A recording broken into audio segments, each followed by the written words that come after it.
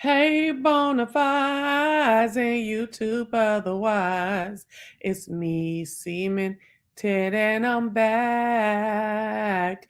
I'm back with another video. And if you're in here, you're good to go. Hi, Bonafides and YouTube. Otherwise, it's me, Cemented, and I'm back. I know I keep changing the time period to which I was going to come back today and the subject matter, but I was sitting here and I was thinking, it's poetry night. It's poetry night. It's poetry night. It's poetry night. And in honor of Jill Comfort Zone, if you didn't know, she was having a poetry competition right now.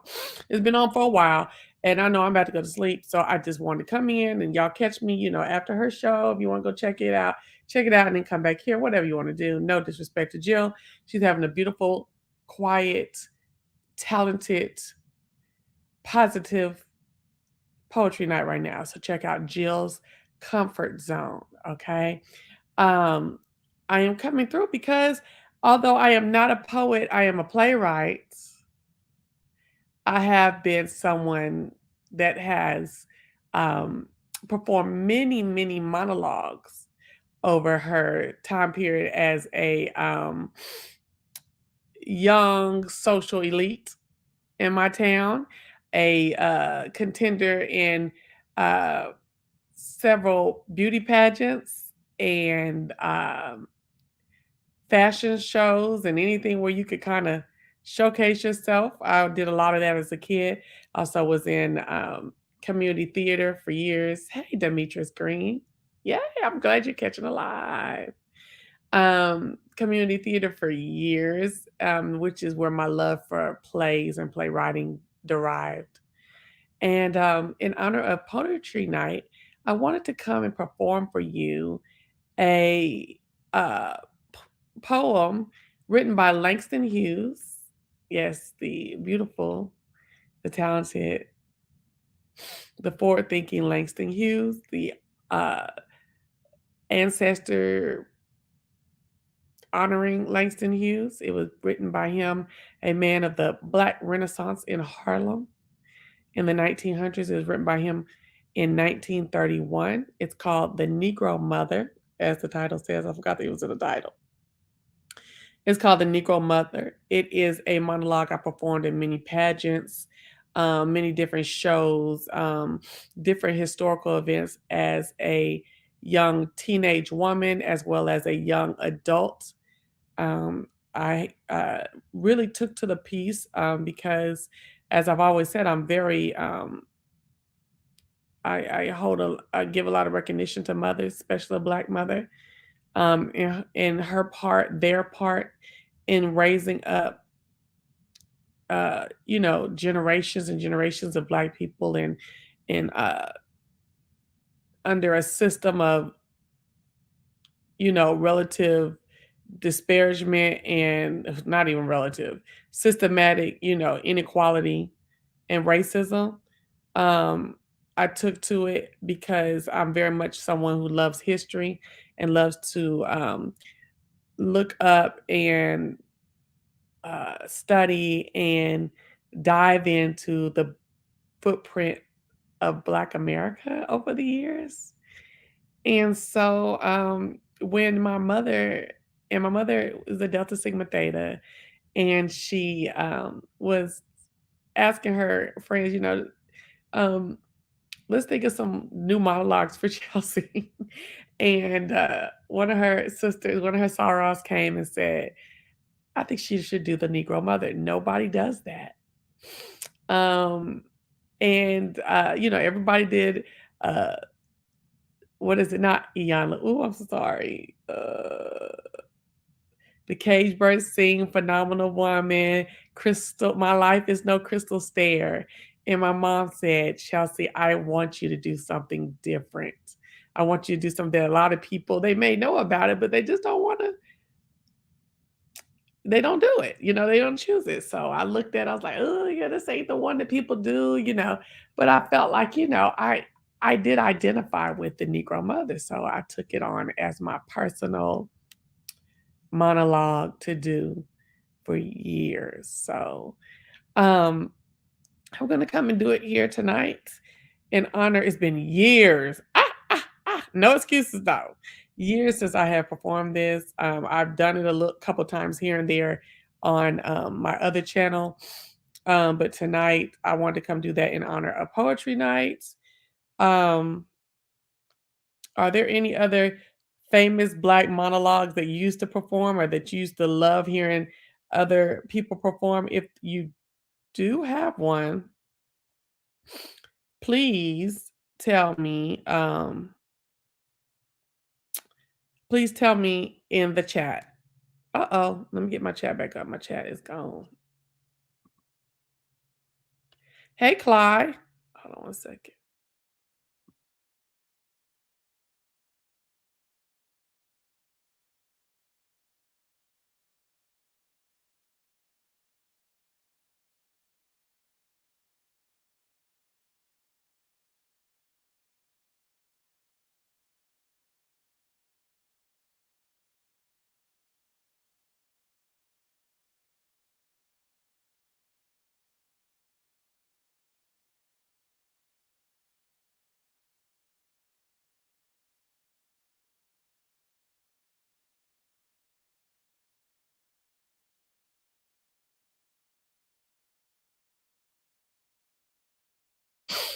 Okay, so we are here. Okay, so I wanted to do it once, just out and out. Okay, and then I'm gonna do another one with a montage of pictures. I'm gonna do it again with a montage of pictures. Okay. And I never perform it the same way twice. My drama coach used to stay on me, and I was like, it's just whatever I'm feeling at the moment, okay? I'm not gonna say I don't do it the same way twice. I don't do it the exact precise way twice, okay? So, anyways, this is The Negro Mother by Langston Hughes as performed by Chelsea.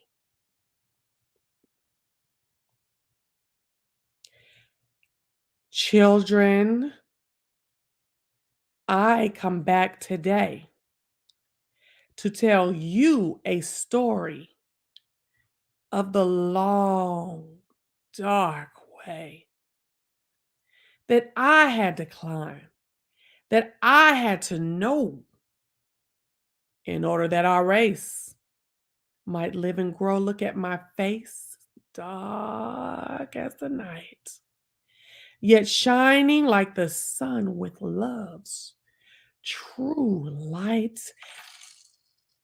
I am the dark girl who crossed the Red Sea carrying in my body the seed of the free. I am the woman who worked in the field, bringing the cotton and the corn to yield. I am the one who labored as a slave, beaten and mistreated for the work that I gave. Children sold away from me. My husband sold too. No safety, no love, no respect was I due. 300 years in the deepest South, but God put a song and a prayer in my mouth. God put a dream like steel in my soul. Now, through my children, I'm reaching the goal. Now, through my children, young and free, I realize the blessings denied to me. I couldn't read then. I couldn't write, and I had nothing back there in the night. Sometimes the valley, it was filled with tears, but I had to keep trudging on through the lonely years. Sometimes the road was hot with sun, but I had to keep on till my work was done. I had to keep on, no stopping for me. Hey, I was the seed of the coming free. I nourished the dream that nothing could smother deep in my breast, the Negro mother. I had only hope then, but now through you, dark ones of today. My dreams must come true. All you dark children in the world out there, remember my sweat, my pain, my despair. Remember my years heavy with sorrow, and make of those years a torch for tomorrow. Make of my past a road to the lights. Out of the darkness, the ignorance, the night. Lift high my banner out of the dust. Stand like free men, supporting my trust. Believe in the right and let none push you back. Remember the whip and the slaver's track. Remember how the strong in the struggle and strife still bar you the way and deny you life. But march ever forward, breaking down bars. Look ever upward at the sun, at the stars. Oh, my dark children. May my dreams and my prayers impel you forever up the great stairs. For I will be with you till no white brother dares to keep down the children of the Negro mother.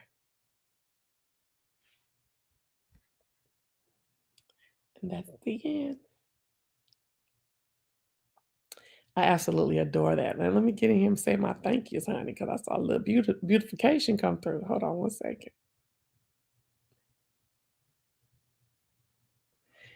How's y'all like that? Y'all okay, okay, okay, okay. Y'all like that? Y'all like that? Y'all going to what is it? At the this? Y'all like that? Okay, okay.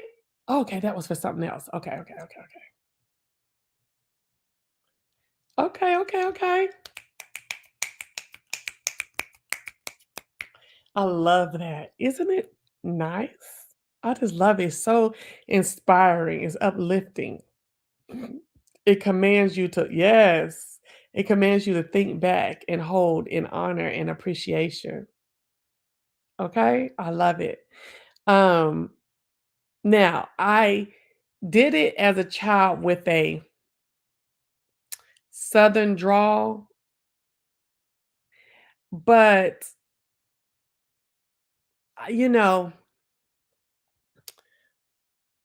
I I I'll be honest with you, I don't think that my youthfulness allowed the depth of voice, and the my youthful voice came across with wisdom, like the heaviness of uh downtroddenness, but with wisdom because I was so young. So I stopped doing it with a southern drawl.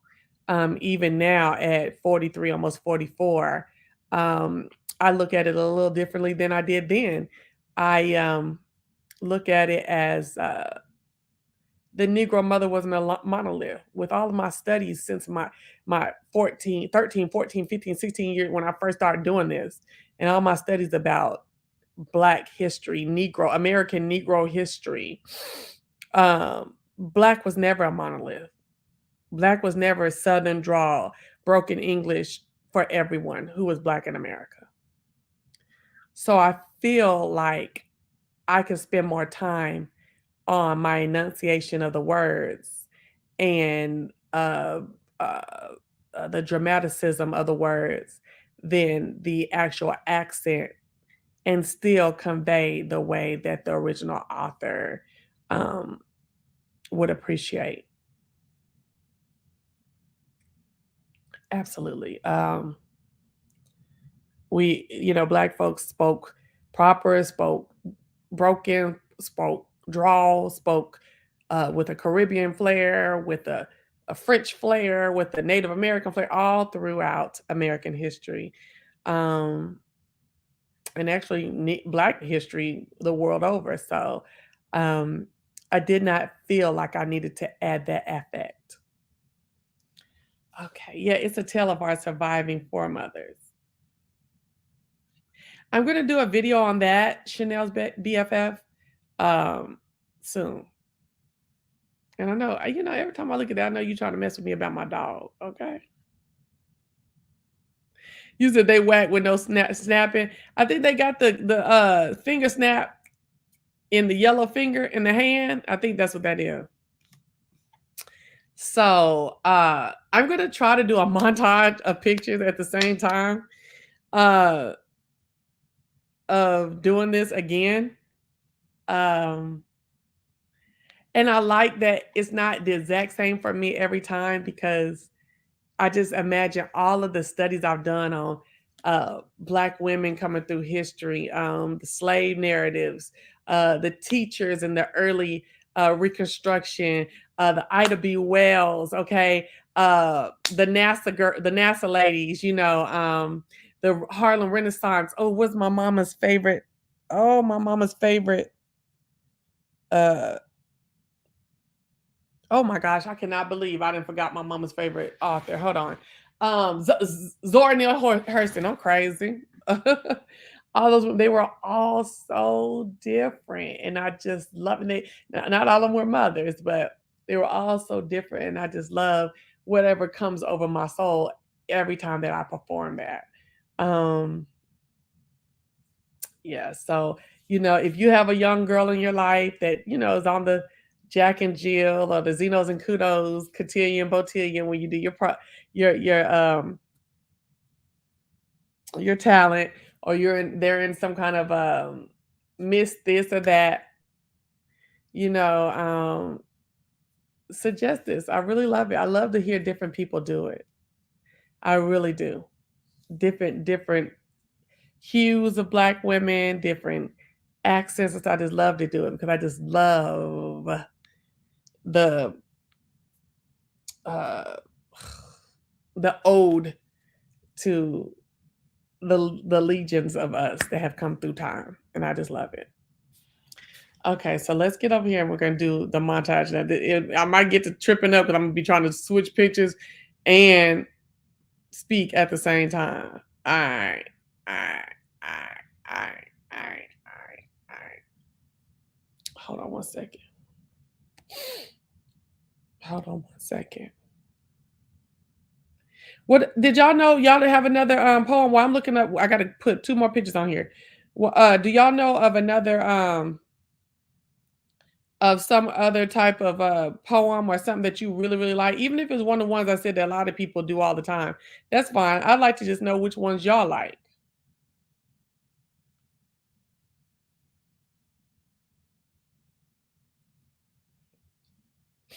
Which ones do y'all like? It can be what's her name? Ooh, um, Cage Bird Sing and Phenomenal Woman. It could be one of hers. It can be oh, the new girl, the Alan, I forgot what her name is. One of hers that she's written. I just love her too. I say I love her and can't remember her name, but sorry. Um,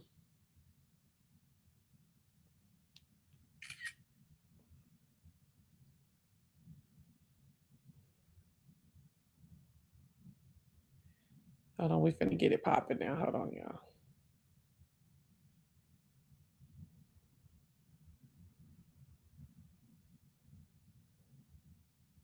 And then, so y'all don't have any that y'all remember?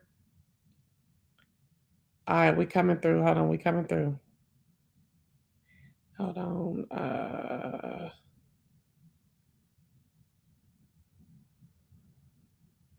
A lot of times, um, people, a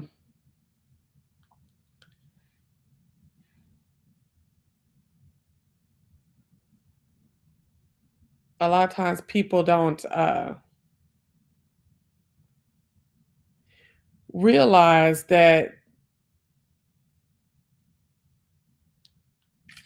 the struggles and the heartaches of mothers, but especially of Black mothers, because a lot of us hide pain and move through pain, um, internalized pain, internalized struggle. I don't know what that's about with us sometimes. Is it innate? Um, is it taught? Um, I don't know. It's learned sometimes. Um, it's a survival technique to hide it, to move past it, to go head on, and not tell anyone about it because you know it's been proven to some or taught to us that nobody cares, and it can certainly jump up on you later and become an issue. I'm sorry, y'all. I'm trying to I'm gonna drop down. I'm gonna drop this hold on, let me drop my link in case somebody wants to come up real quick while I'm getting these pictures together. I had some, but I wanted to add a couple more, but I was getting sleepy and I was like, I'll be done went to sleep adding these pictures. Here we go.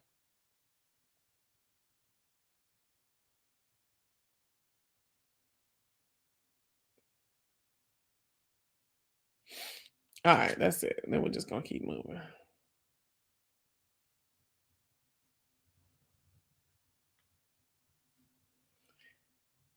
I'm gonna tell you one image of Black American mother that is just so polarizing to me. Um, um, is that one of the Black slave lady who has um uh the white baby suckling from her teat. I just can't. What? And look, I just ran up again on another one. Oh no, this is a Black baby. Okay, sorry. It's so like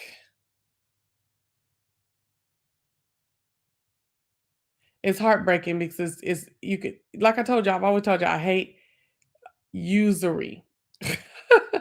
And to me that picture just epitomizes usury. You know, using and disposing of people um without a care. Hold on, let's see what she wrote down here. Hold on. Life doesn't frighten me, Maya. Ooh, girl, I want to ask you to come up here and say it while I'm getting these pictures together. You can come read it to us if you want to. That sounds good. Life doesn't frighten me. That little sound like Mama would have liked that one. Hold on. Oh, I didn't have. Okay, hold on. I'm putting it up together now, real quick. Boom, Streamyard. No one else has another one?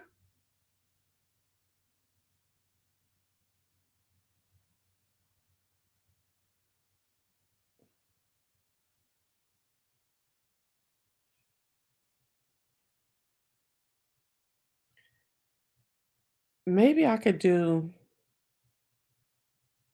Life Doesn't Frighten Me. I could let it play. Hold on. Let's see. Hold on. Let me see if I can look that up. And then it will play it.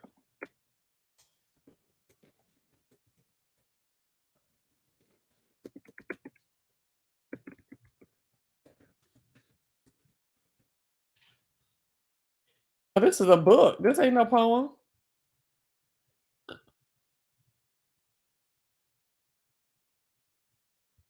Oh, it is okay. It said book by. Okay, hold on. Here we go. Let's listen to it.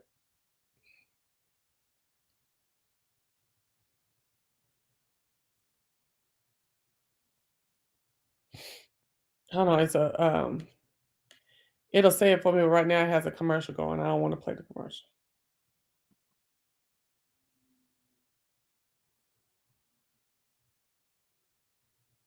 All right, come on, commercial's over with. Come on. Really though. Oh, here we go.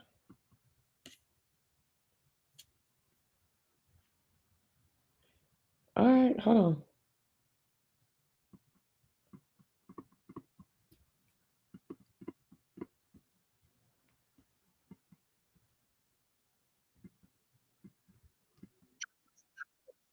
Okay.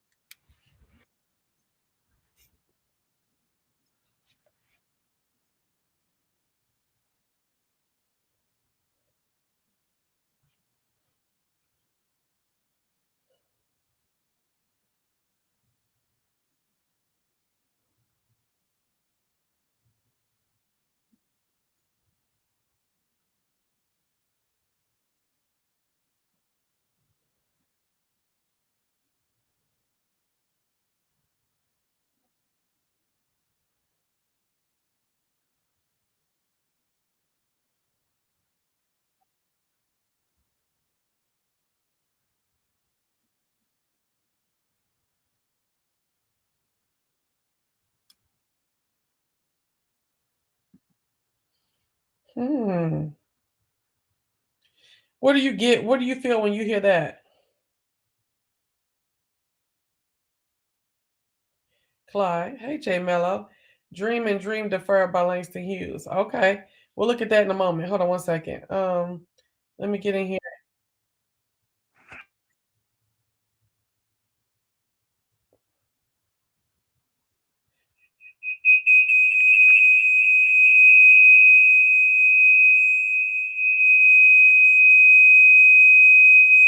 Hold on, y'all.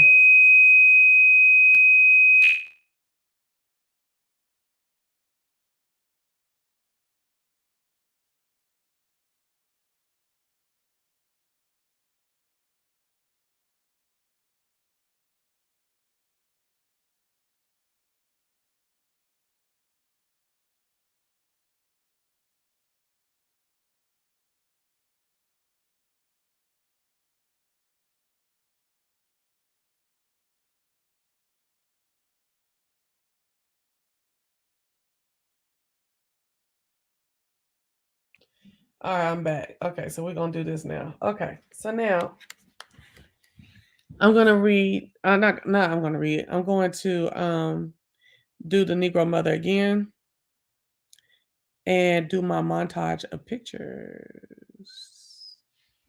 And it's gonna be a little jacked up because I don't never have to do no pictures anytime I've ever done it before. But we'll just get into it. Okay.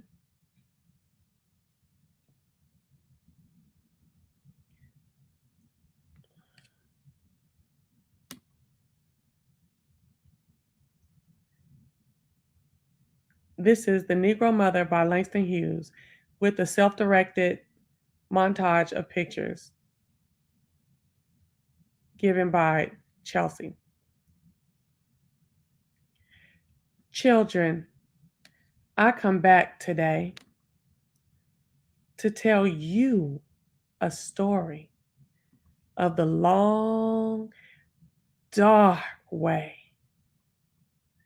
that I had to climb, that I had to know in order that our race might live and grow. Look at my face, dark as the night, yet shining like the sun with love's true light. I am the dark girl who crossed the Red Sea, carrying in my body the seed of the free. I am the woman who worked in the field, bringing the cotton and the corn to yield. I am the one who labored as a slave, beaten and mistreated for the work that I gave. Children sold away from me. Oh my gosh, my husband sold too. No safety, no love, no respect was I due. 300 years in the deepest South, but God put a song and a prayer in my mouth. God put a dream like steel in my soul, and now through my children, I'm reaching the goal. Now, through my children, young and free, I'm realizing the blessings denied to me. I couldn't read then, I couldn't write. I had nothing back there in the night, and sometimes the valley was filled with tears, but I kept trudging on through the lonely years. Sometimes the road was hot with sun, but I had to keep on till my work was done. I had to keep on, no stopping for me. I was the seed of the coming free. I nourished a dream that nothing could smother. Deep in my breast, the Negro mother. I had only hope then. But now, through you, dark ones of today, my dreams must come true. All you dark children in the world out there, you remember my sweat, my pain, my despair. Remember my years heavy with sorrow, and make of those years a torch for tomorrow. Make of my past a road to the light. Out of the darkness, out of the ignorance, out of the night. Lift high my banner Out of the dust stand like free men, supporting my trust. Believe in the right. Let none push you back. Remember the whip and the slaver's track. Remember how the strong in struggle and strife still bar you the way, still bar you the light. But march ever forward, breaking down bars. Look ever upward at the sun and the stars. Oh, my dark children. May my dreams and my prayers impel you forever up the great stairs. For I will be with you till no white brother dares to keep down the children of the Negro mother.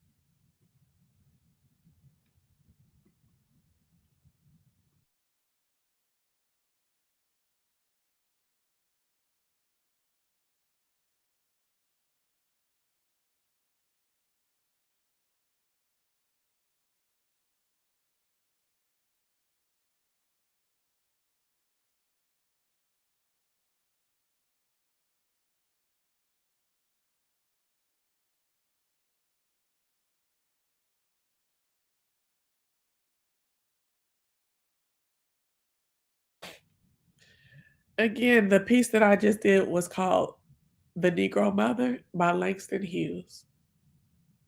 It was written in 1931 during the Harlem Renaissance.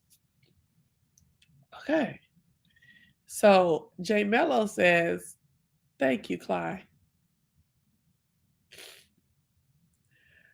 J Mello says, Dream and Dream Deferred by Langston Hughes. It's called, I think it, okay, let me see if, let's see, hold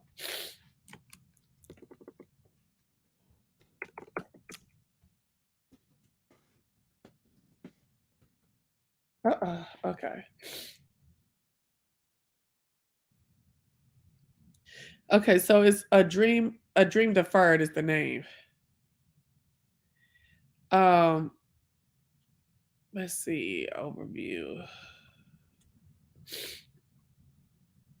Okay, let's read this one.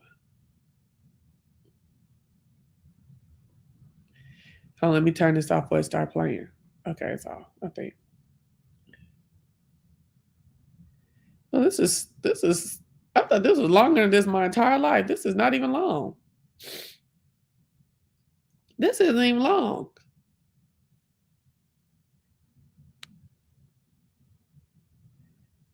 I thought this was longer than this. Hold on one second. Let me make sure I got the right one.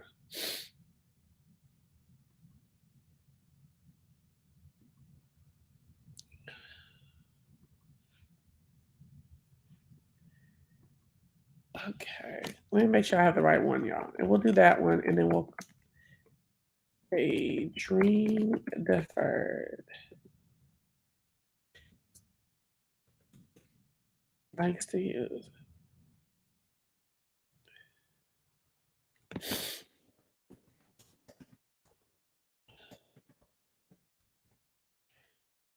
All right. Oh, okay. I think it might be called Harlem. Yeah, 'cause I was gonna say this is the one I remember. Oh no, it's they call it Harlem Energy. Okay, it don't matter. Let's say Harlem by Langston Hughes. What happens to a dream deferred? Does it dry up like a raisin in the sun or fester like a sore and then run? Does it stink like rotten meat or crust over? Oh, excuse me, y'all. Let me start over. Hold on. Uh, this is Harlem by Langston Hughes. What happens to a dream deferred? Does it dry up like a raisin in the sun or fester like a sore and then run? Does it stink like rotten meat or crust and sugar over like a syrupy sweet? Maybe it's just sags like a heavy load. Or does it explode? Hmm. I just felt like this was longer than this. But that's that. What's another one y'all like? Oh, you're welcome. Thank you so much for sticking around and watching and listening. That's I could have swore that was longer back in the day. I don't know. I mean, I'm gonna go with what they say. Um, what is the main idea of it? The message of a dream deferred by Langston Hughes is that people should be free to fulfill their dreams and not be able and that not being able to do so, as happened to many African Americans at the time of the poem was written and before, is harmful to people and leads to unhappiness. Okay, so now let's go back and read it real quick. What happens to a dream deferred?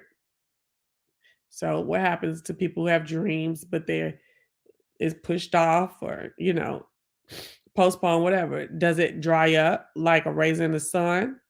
Does it fester like a sore? Get get all toxic and angry and run? Does it stink like rotten meat, sit around and complain and be effed up about stuff? Or crust and sugar over, meaning, go on to something else that might not be what it was, but well, this is what I'm interpreting it as in poetry interpretation. Like go on and still turn into something and maybe be even sweeter, or I don't know that last part. Maybe it just sags like a heavy load, just hangs over people. Or does the fact that it is deferred and put off, does it explode? Wow. And see, he wrote this in the 1930s and 20s and stuff.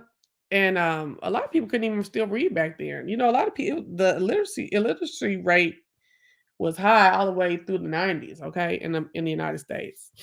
And amongst a lot of I would say like like lower class or low income people.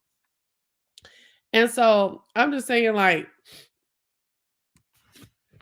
the level at with which some of the writers wrote, I think they were speaking to the system and the higher ups who caught this. Because, baby, please believe there was a lot of people who was reading these poems. I'm talking about the establishment, the racists, the people who sought to keep black folks and disenfranchised and minorities down, reading this and calling these people communists, these and some of the poets and stuff were communists, okay? And that was in a deep time when communism was not appreciated or allowed in the United States, okay? Not without a lot of problems to those who would dare to identify themselves as such or even act as such, whether they proclaimed it or not. Long story short, a lot of times these more educated or well-known writers and of prose and poetry spoke for those that would never be heard and spoke on the at the level of those uh in line to change things. Um if you listen to some of Ida B. Wells or even read some of her letters, they are very much outside of the vocabulary for most Black people in that time period. Very much. And you look at that um and you realize there were people who lived for the people. They were clearly identified people who lived for the people. Um and stepped in where there was a missing piece to connect the dots. And a lot of times I've always looked in my growing up and getting older, we don't have that identifiable that you can trust. We're down for the cause type of individuals. And if you do have some, They're usually in a grassroots level and remain there for the duration of their activist career, the careers of activists. Because and not I'm not saying there weren't those like this back in the day who were about getting the money, getting the accolade, getting the shine, getting the clout, and stuff like that. But even more so now, um, where the ones that are pushed forward or the ones that are more willing to, walk that thin line of right and wrong and staying on the path that you say you are on and staying grounded in the fight that you say you're fighting. So, yeah. Okay, so let's look at Negro Mother real quick. I'm going to look that up. And I just wanted to go through some of the stuff that she was saying in there, or that he was saying, excuse me. And, okay. Okay, well, we'll look at somebody else's analysis. Okay, hold on. It's called poem analysis.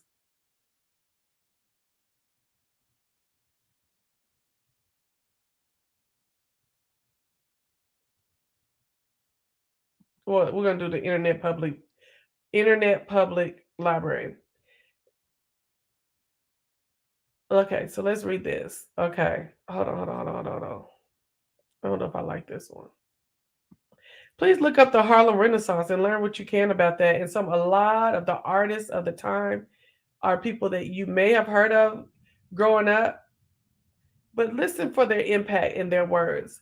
Don't just read their works, then go look up what their impact, what they did with their life. You can do a quick Wikipedia of most of them and get a very good understanding of what happened to them. A lot of them died in poverty and obscurity, but made such a big obscurity, but made such a big impact to the fight of their time.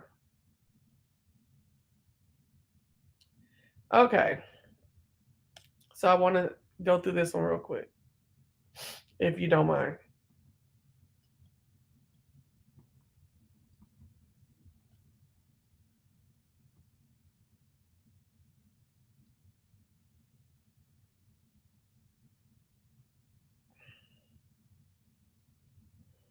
Okay.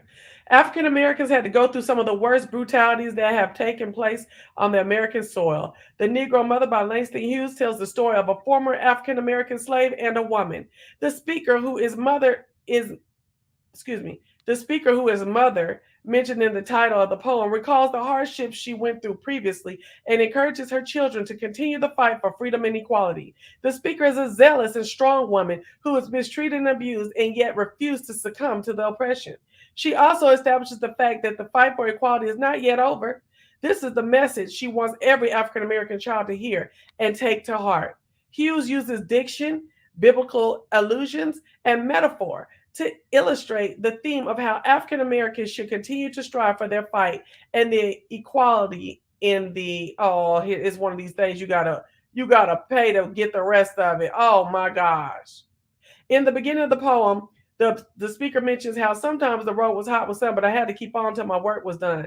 The literal meaning of the lines is that the speaker had to work even though the sun was blazing down on her. But in the metaphorical sense, the sun represents the struggles and hardships the mother had to face throughout her life. Additionally, the work symbolizes her desire to achieve equality, and freedom for her children. Further along the poem, the speaker mentions how her children should make the pain that she suffered in the past, the torch for tomorrow. This simply implies that the narrator's struggle was meaningful, considering her children can build upon the efforts and their ancestors, to win equality for African Americans in the future. The use of metaphors help illustrate the struggles the narrator, has been through and helps establish the community's struggles. Okay. Well, it's one of them. They wants to play games, okay? And you gotta buy in and do all this yangalang. But it's an encouraging thing. It's encouraging. It's a look at me, look at you, and take what I went through to catalyze the betterment of your future. That's another reason why I loved it so much. Thank y'all for hanging on. For anyone with any knowledge of American history, the title of the poem alone, The Negro Mother, evokes emotion. The African American slaves lived through the worst brutality known to have taken place on American soil. The Negro Mother, although written by Langston Hughes, a man, comes to readers through the voice of a woman and a former slave. She writes to her children, challenging them to pick up the torch and carry it on, fighting for freedom and equality. Her words paint the image of a strong and passionate black woman who has been abused and mistreated, but who has not succumbed to oppression, but has risen above it with a passion in her heart and a song in her mouth. These are the words she wants every black child in America to take to heart. So that it's going through line here. Let me let y'all see at the same time so y'all can see.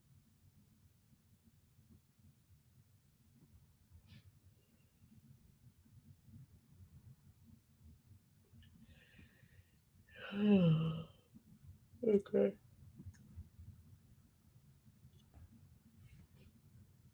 Let me make this big. All right.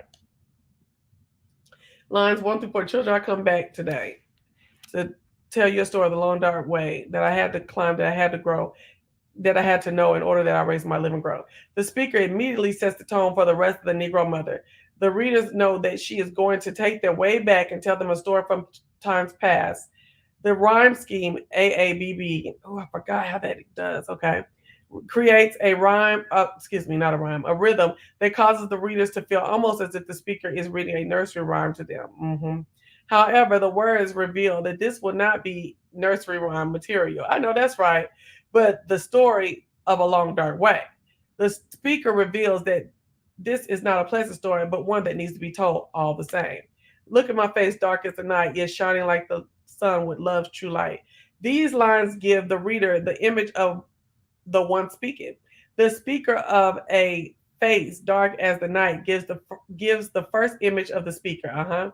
Then then it would seem that her face shines with the sweat of her work. But it is not only her sweat that makes her face shine, it is the joy and the love in her heart that shines through in her face, like love's true light. Oh, okay. Hold on, let me go.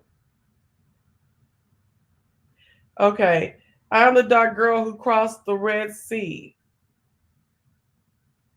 carrying in my body the seed of the free. Carrying in my body the seed of the free. I'm the woman who worked in the field, bringing the cotton in the corn of the year. Hold up. Where's the sand at? Hold on. I'm the child they stole from the sand, carrying in my body the seed of the free.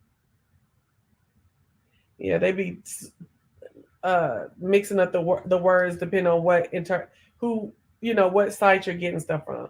In line 7 to 10, the speaker compares herself to the Hebrew slaves in Egypt. Yep. In the book of Exodus in the Old Testament, the Egyptians had held the Hebrew people in slavery for generations until God called Moses to perform miraculous signs and wonders, hallelujah, sending plagues on the Egyptian people until they finally agreed to let the Hebrew people go free. At this point, God leads them to the Red Sea. And when the Egyptian army is coming upon them, the people see no way of escape until God parts the sea and allows the Hebrew people to walk through on dry land. This speaker identifies with the Hebrew people. She claims that she has crossed her own Red Sea. Then she lets us know that she crossed the sea carrying life of another human being, that unborn child she calls the seed of the free. Okay? I am the one who worked in the field bringing the cotton and the corn yield. Here, this speaker simply identifies herself as a slave woman. Lines 13 to 15. Beaten and mistreated for the work that I gave. Children sold away from me, husband sold too. Again, slavery. In a few simple lines, the speaker, she speaks of the most awful horrors of slavery. Though she labored day in, day out, she was only beaten and mistreated. But that is not the worst of it. She had her children sold away from her and her husband. This is the most heartbreaking truth about American slavery. Hallelujah. That families were torn apart, that mothers mourned the loss of their children, and that marriages were broken. No safety, no love, no respect was I due. The line stands alone, and it speaks volumes. She claims that she was due no safety, no love, no respect. This is how she was seen in the eyes of the slave owners of the South. She was not thought worthy of basic human rights. But God put a song and a prayer in my mouth. Here she claims that she represents every slave woman. She alludes again to the book of Exodus, and she names 300 years as her time spent in the deepest South, but she has found hope during those years of slavery, just as the Hebrew people found hope in God though they were bound by the Egyptians. She claims, God put a song and a prayer in my mouth. However, I'm talking about however, somehow in the midst of her most severe suffering, she is able to sing. God put a dream like steel in my soul. This dream that is in her soul is not her own dream. She believes that God Himself put the dream there in her soul. The dream is like steel because no amount of persecution or oppression could move it. They coming for their freedom, is what she's saying. What Martin Luther King say? Wait. Yeah, we coming for our check. And that's when they wanted to kill him. When he said we coming for our check. Y'all Google that. Martin Luther King, we're coming for our check, honey. That it was over when they start talking about that money, over. Line 20. Now through children, I'm reaching the goal. Now through my children, I'm reaching the goal. There is a sudden shift in the story. She was speaking of her days of slavery, but now she seemed to be on the verge of reaching the goal. This also gives the reader the notion that while she is working as a slave, she is also working for her freedom. The speaker then must somehow be able to work towards the freedom of the African American people. 2020 or line 21 and 22. Now through my children, young and free, I'm realizing the blessings denied to me. The speaker knows that she will experience freedom through watching her children, young and free. This is the blessing she speaks. Yeah. The freedom is where her blessing. So she was denied the freedom, but she's going to watch it through her children. Lines 23 and 26. I couldn't read them. I couldn't write. I had nothing back there in the night, but I kept on trudging through the lonely years. After telling the readers that she has almost reached her goal, she goes back to descriptions of her years of slavery and reminds them that she did not have anything, not even the slightest bit of education. She couldn't read or write. She shed many tears and she continued to press on through the lonely years. Sometimes the road was hot with sun, but I had to keep on till my work was done. Um, I had to keep on, no stopping for me. I am the seed of the coming free. Girl, it's coming back. Here she describes why she pressed on and why she continued to work. She knew that freedom of the black slaves was on the horizon. And carrying a child, she knew that she had to see it through so that one day she might be able to watch her child enjoy freedom. Okay.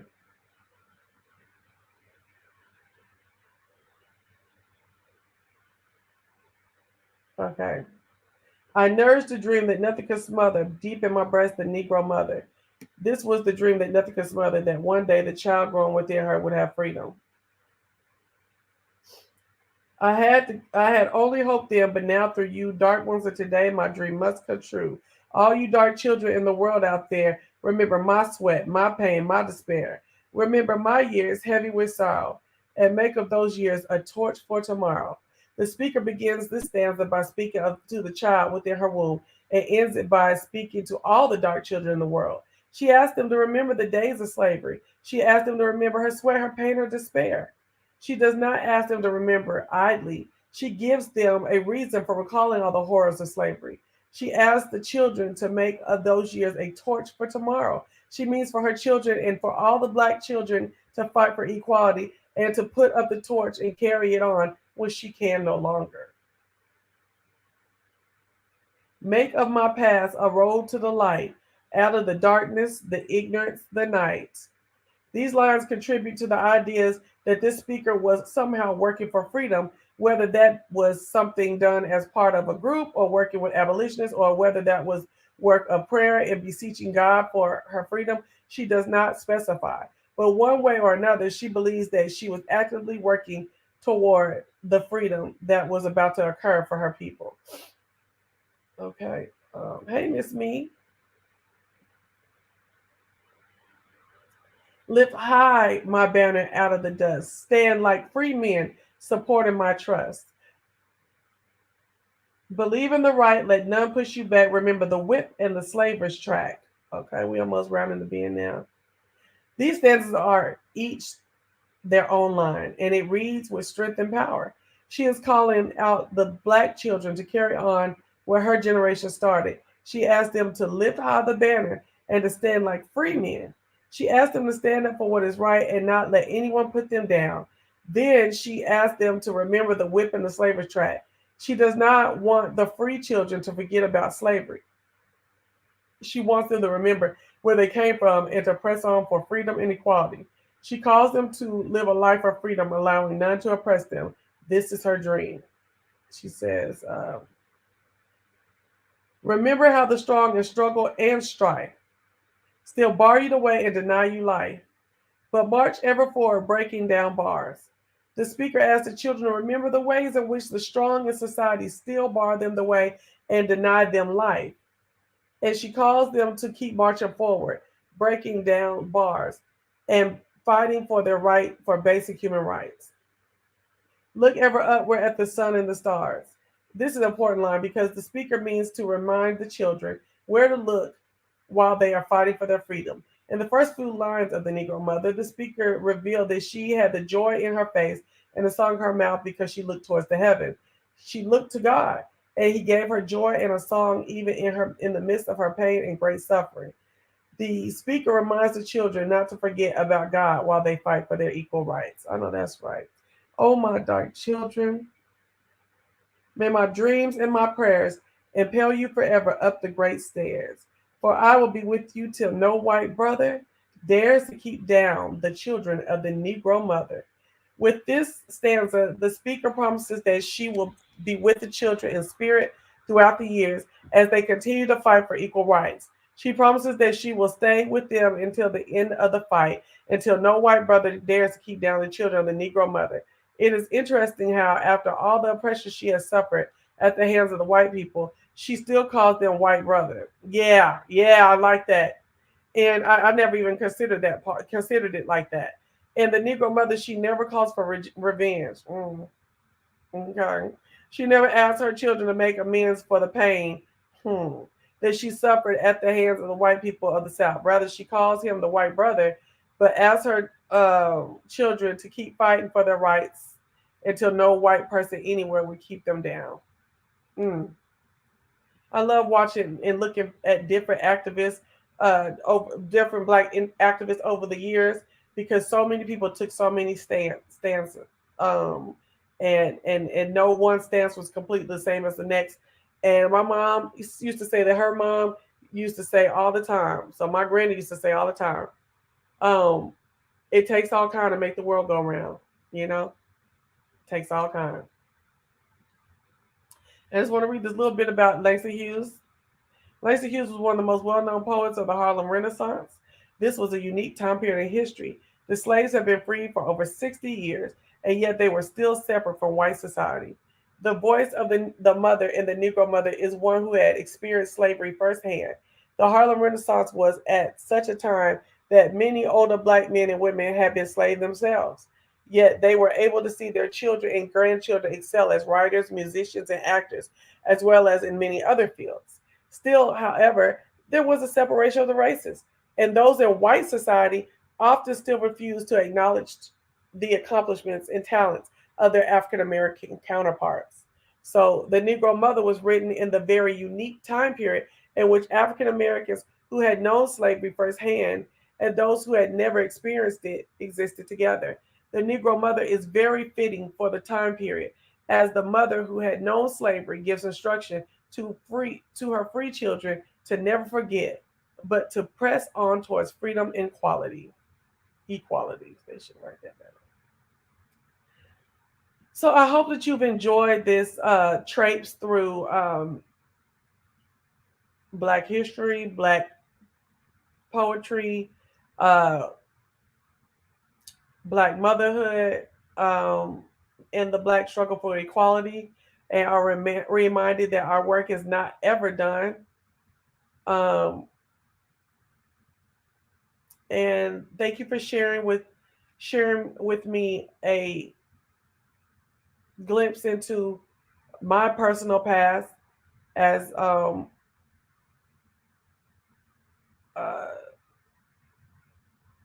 one that performed monologues for her pageants and talent shows that she did, and one of my favorite pieces of work by Mr. Hughes. Y'all have a great night, and I hope you enjoy Poetry Night in other places. Again, Jill's Comfort Zone is doing a poetry contest tonight, and she's had some very, very, very good contestants. Please check her out.